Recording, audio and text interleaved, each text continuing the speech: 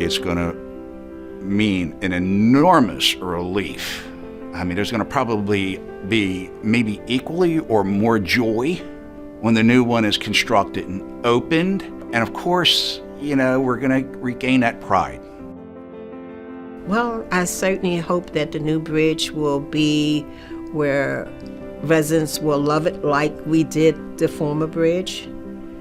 It will be a sense of connection back, reconnecting us to be able to freely go cross the waters and without having fear.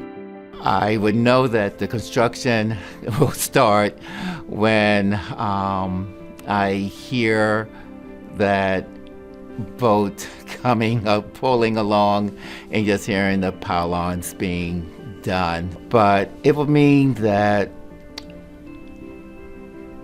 resilience and rebirth, because traffic can flow again, and commutes, you don't have to add an extra 30 minutes to your commute.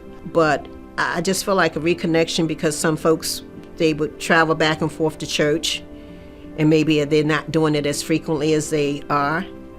I have a grandson who lives in Glen Burnie, or near the airport, and he says, oh my goodness, it takes me an additional half an hour just to come over to try to visit you.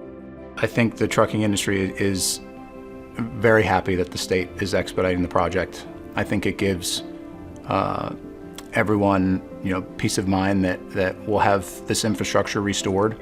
Having that reliable and efficient infrastructure will allow us to optimize our routes again, to improve transit times, and just overall offer a higher level of service to our customers. So I think that alone will help us expand our services. And that's why it's so assuring to see the Moore-Miller administration move quickly to rebuild it.